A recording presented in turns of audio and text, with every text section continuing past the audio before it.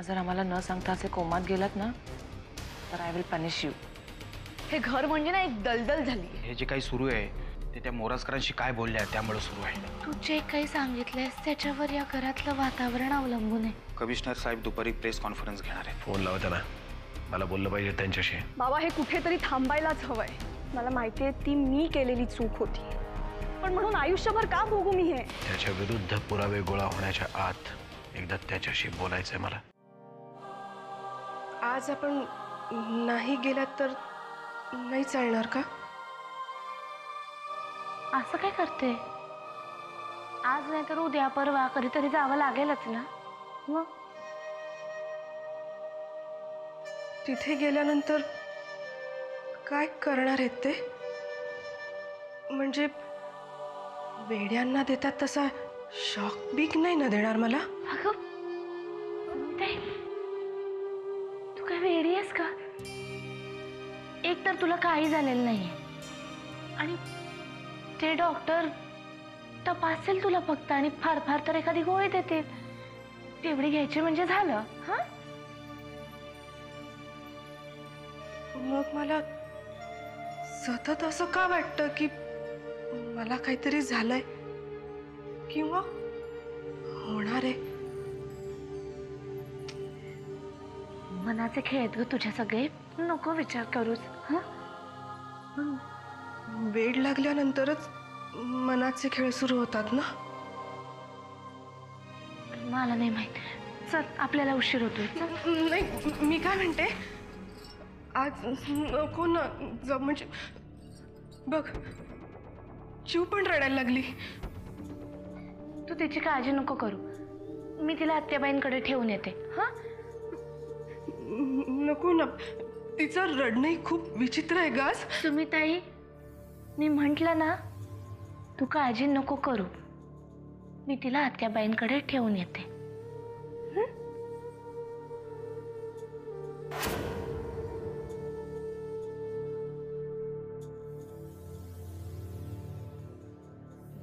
मी सांगणार आहे डॉक्टरांना, मला काही झालेलं नाहीये, मी वेडी नाहीये, अगदी बरी आहे मी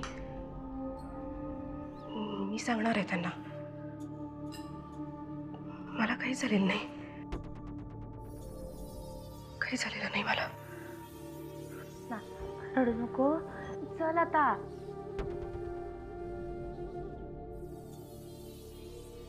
मी नाहीये वेडी, मी वेडी नाहीये। अगं सुमिताई चल।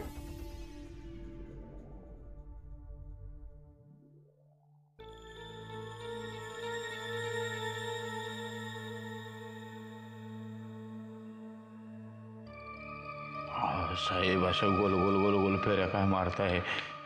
हातात एक मडकं तरी घ्या, म्हणजे माझ्या नावाने बॉम्बा मारायला मोकळे।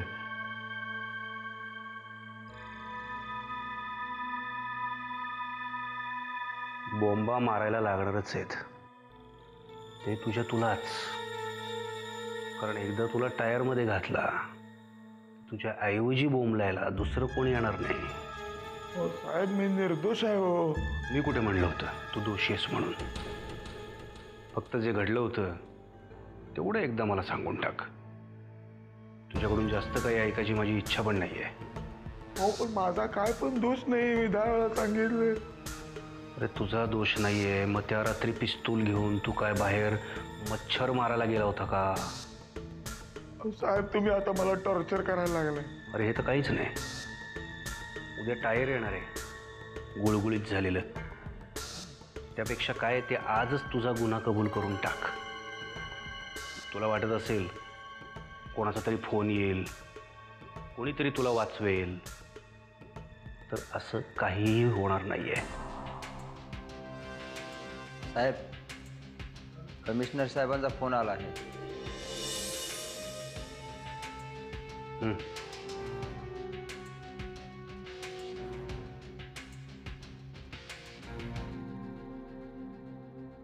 मी जाऊन येतो।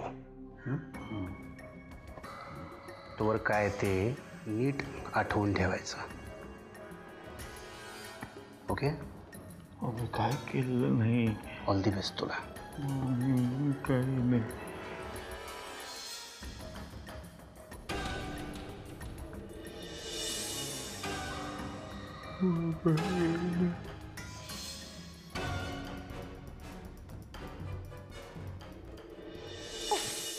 अहो ऐकलत का? श्रीपूर मतदारसंघात निवडणूक जाहीर झालीये.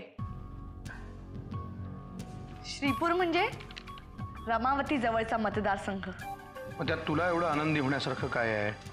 अहो याचा अर्थ मला आजच दादांशी बोलावं लागेल. तू आता दादाला काहीही नवीन त्रास देऊ नकोस. या त्रास कसला? त्यांनीच मला शब्द दिला होता आणि त्याचीच आठवण करून देणार आहे मी त्यांना. कसला शब्द? मागच्या निवडणुकीत ते मला तिकीट मिळवून देणार होते, पण तेव्हा हा लग्नाचा ड्रामा झाला, त्यात सगळं राहिलं. पण नाही, आता ही संधी चुकवून चालणार नाही. डोकं ठिकाणावर आहे का तुझं? घरात काय चाललंय? तू काय बोलतीयस? हे बघा, घरातले प्रॉब्लेम्स हे कधीच संपणार नाहीये. त्यासाठी मी माझं मन का मारायचं? ते काही नाही, मी आत्ताच बोलणार आहे. अहिल्या, आता मी जे सांगतोय ते नीट ऐक. आत्ता ह्या वेळेला तू हा विषय दादाशी बोलणार नाहीस. किल्लेदारांच्या घरगुती प्रॉब्लेमसाठी पोट निवडणुका काही थांबणार नाहीयेत. आणि घरातले प्रॉब्लेम्स काय कधी ना कधी संपतील. ती वेडी हॉस्पिटलमध्ये जाईल आणि दुसरा प्रॉब्लेम ऑलरेडी जेलमध्ये गेलाय. सो मी हात जोडतो तुझ्या पुढे, खरंच. पण हा विषय आत्ता बोलून दादाला प्लीज त्रास देऊ नकोस. मला कळत नाही तुम्ही का माझ्यासमोर इतके लाचार होताय. हे बघा, एक गोष्ट लक्षात घ्या, जर का मी आमदार झाले तर मान तुमचाच वाढेल. या क्षणाला माझा मान किती वाढतो यापेक्षाही दादाची तब्येत महत्वाची वाटते मला. मी या घरात काही शोपीस म्हणून राहायला आले नाहीये. मला माझं अस्तित्व सिद्ध करण्याची हीच एक संधी आहे. कोणाला काही वाटो, पण मी निवडणूक जिंकणारच.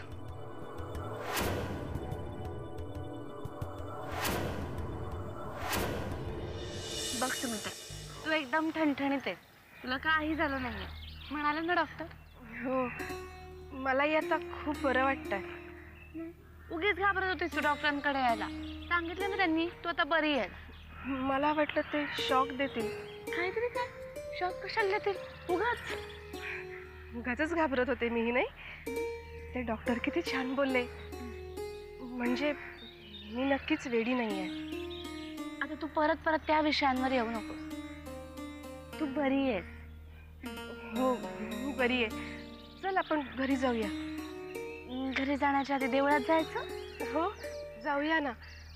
मलाही देवाची माफी मागायची. मी खूप चुकीचं वागले ना.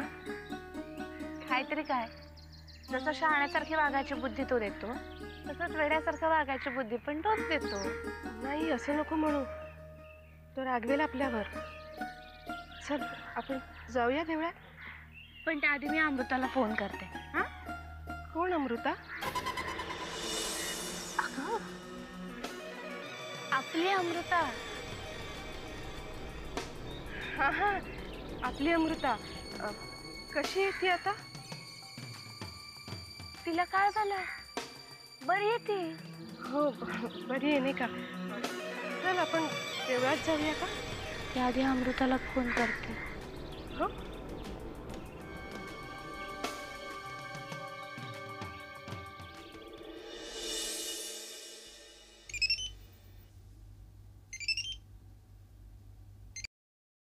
हा जानकी.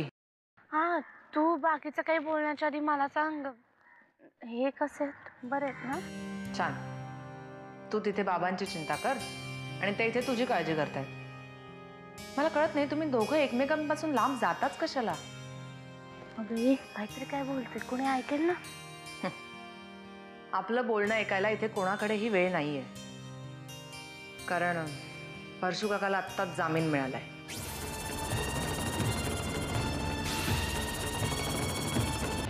काय?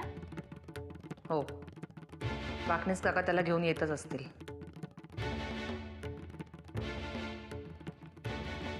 बर, इकडे तुम्ही ताई पण ठीक आहे. डॉक्टर म्हणाले तिला काही झालं नाहीये म्हणून. आम्ही घरी येतो. बरं, ठेवू? हां, ठेव.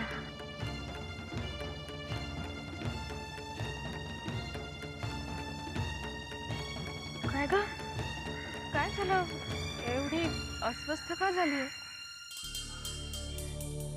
कुठं काय? तुला चिवची शपथ आहे. काय झालं?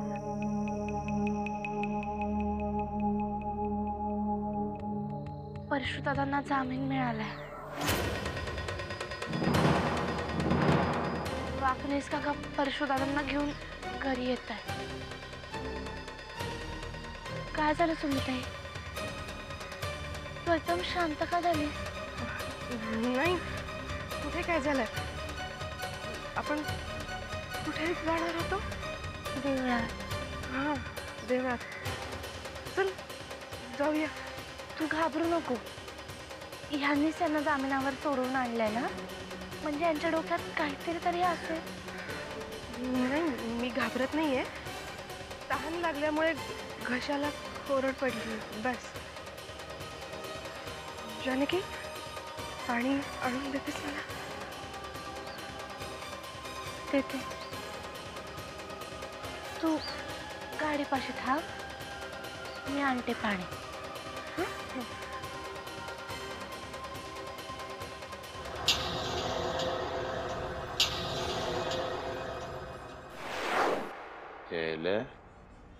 तू काय पाहिलं नाही पाहिलं ते राहिलं लांब. तुला गळा दाबून संपूर्णच टाकतो. पण तू कोणाला काही सांगायचे प्रश्नच येणार नाही.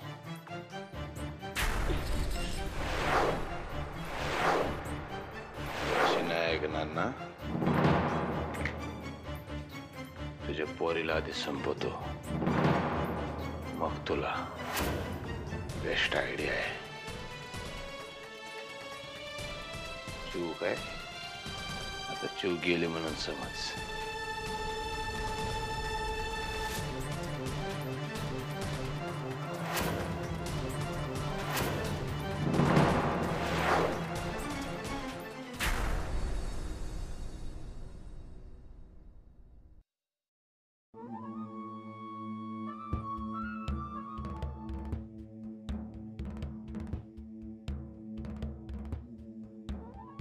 सुमित्रा कुठे? का जीव घ्यायचाय तिचा? जीव तर तिने घेतलाय माझा, आणि तरी सुद्धा तुला तिचाच पळ काय होय? तुझी भाषणबाजी थांबव. नरसिंहला तुझ्याशी काहीतरी बोलायचंय म्हणून मला जामिनावर सोडवून आणला असंच ना? हे मला नको सांगूस, त्याला सांग. आज मला त्याच्याशी बोलायचंच आहे. त्याच्याशी बोलायचंय, तुझ्याशी बोलायचंय, सगळ्यांशीच बोलायचंय मला.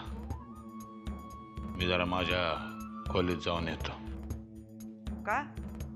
तिथे जाऊन काय बोलायचं याची तयारी करायची आहे? चल माझ्या बरोबर. अगं बाई आत्या, मला लई महत्वाचं काम आहे. आम्हाला तरी कळू दे काय महत्वाचं काम आहे ते.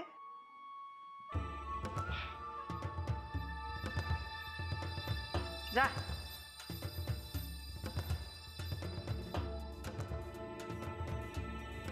आत्याबाई, सुमित्रा वहिनी एकटेच आहेत ना? तसं असतं तर मी पाठवलं असतं का? सुमित्रा खोलीत नाहीये आणि चिव माझ्या खोलीत आहे.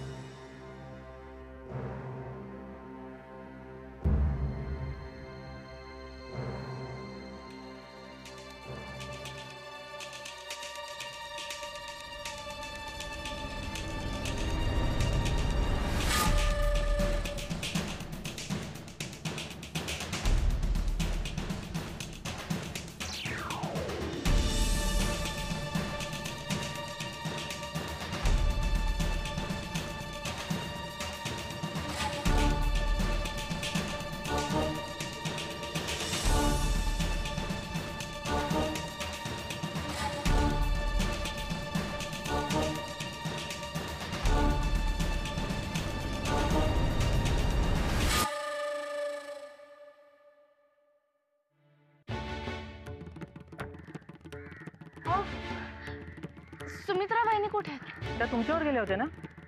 नाही म्हणजे गेल्या होत्या, पण मी त्यांना परत इकडे पाठवलं होतं. वहिनी साहेब परत इथे आले नाही. मी गाडीतच बसलो होतो. आले नाही? अरे देवा, मग कुठे गेली ती? तिला बघून येता? हो बाई.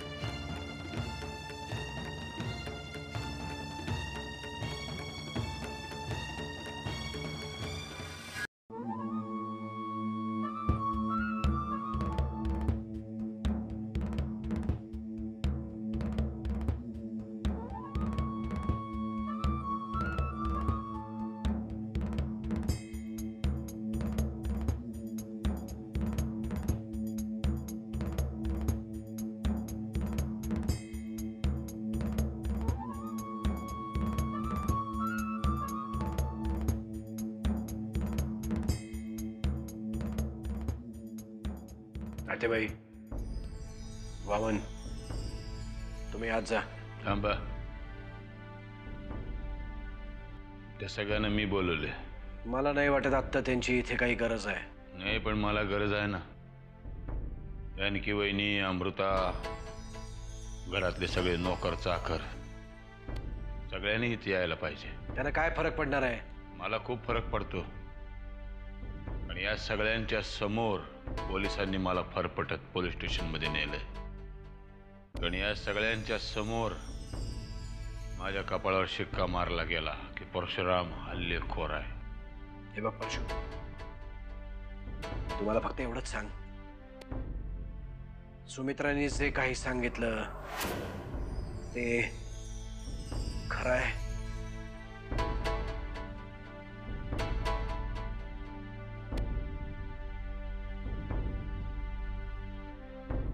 हो.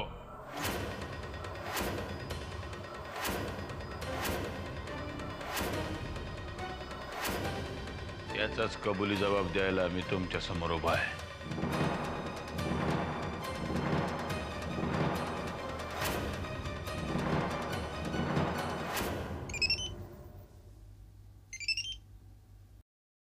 हा बोल जानकी. अगं अमृता, जरा आत्याबाईंना फोन देतेस का पटकन? नाही अगं, मी बाहेर आहे जरा. का ग, काय झालं?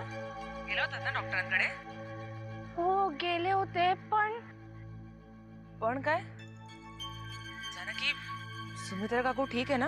काय म्हणाले डॉक्टर? अगं ती ठीक आहे. डॉक्टर म्हणाले की आता ती बरी आहे, तिला काही नाही झालंय म्हणून. पण तिला तहान लागली म्हणून त्यासाठी पाणी आणायला गेले, तर येऊन बघतात तर तिचा कुठे पत्ताच नाहीये.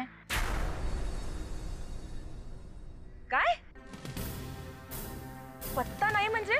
अगं म्हणजे मी तिला गाडीपाशी जाऊन थांब म्हणून सांगितलं होतं, पण ती इकडं नाही. अगं मला सांग, डॉक्टर काय म्हणाले? अगं डॉक्टर म्हणाले ती बरी आहे म्हणून, तिला काही झालं नाही. माझ्याशी पण व्यवस्थित बोलत होती ती. थांब, मी बाबांना कळवते. नको अमृता, यांच्या कानावर नको घालू उगीच. अगं नको काय, तू फोन ठेव, बाबांना कळलंच पाहिजे. बर.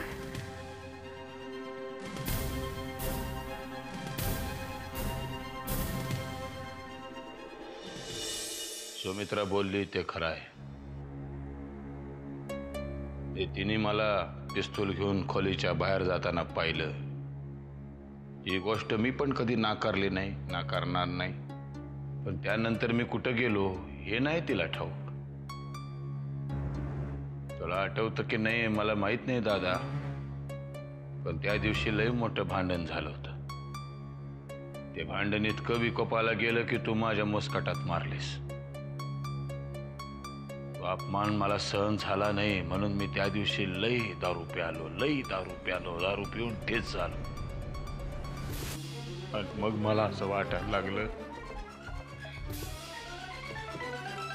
की असले अपमानित जीवन जगण्यापेक्षा स्वतःला संपून टाकलेलं बरं. ठरवलं संपून टाकायचं स्वतःला, म्हणून पिस्तूल घेतली आणि डोक्याला लावली स्वतःच्या. आणि साप वाढायचं डेअरिंग काही केलं वहिना दादा. कितीतरी वेळ तसाच बसून राहिलो, तेवढ्यात कुठून तरी आवाज आला. आवाजाच्या दिशेनं कानोसा घेतला आणि उठलो, तेवढ्यात दुसरा आवाज आला. म्हणून धावलो आवाजाच्या दिशेनं, बघतो तर काय राजन तिकडे कोसळलेला, त्याच्या बाजूला तू कोसळलेला. तुझ्या जवळ येणार तेवढ्यात हातातली पिस्तूल दिसली मला आणि डोक्यामध्ये विचार आला, अरे बाबा हे पिस्तूल घेऊन तुझ्या जवळ गेलो आणि कोणी पाहिलं तर लोक तर म्हणणार ना की परशूनच मारलं दादाला. मग परत आपल्या खोलीमध्ये गेलो, पिस्तूल ठेवली ड्रॉवर मध्ये आणि धावत आलो आणि तुझ्या छातीला असा कान लावला. तेवढ्यात अमृता आली. ये असं झालं समज. परशू, हे जे सगळं तू बोलतोयस हे सगळं खरंय असं क्षणभर जरी मानलं ना तरी ह्या सगळ्या खुनाच्या प्रकरणात तू मला गोवलंस, मला ढकललंस. हे सत्य तसंच राहतं. ह्या प्रश्नाचं उत्तर कोण देईल?